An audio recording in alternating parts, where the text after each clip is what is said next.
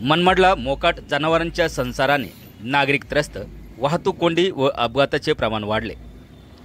नगरपालिका प्रशासनाचे दुर्लक्ष। नाशिकच्या मनमाडमध्ये मोकाट जनावरांचा प्रश्न बिकट बनत चाललाय।